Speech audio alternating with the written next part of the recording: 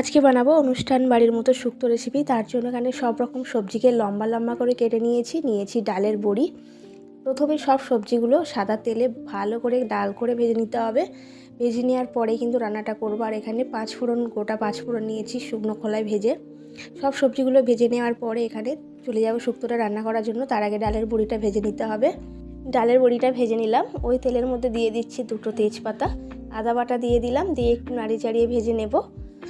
এবার ভেজে রাখা সব সবজিগুলো আমি দিয়ে দেবো, দিয়ে একটু কষিয়ে নেব।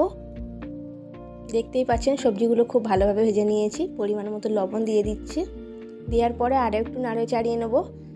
নেওয়ার পরে পরিমাণ মতো দুধটা ঢেলে দিচ্ছি। তো এখানে জল দেবো না, জলের বদলে দুধ দিয়ে বানাবো।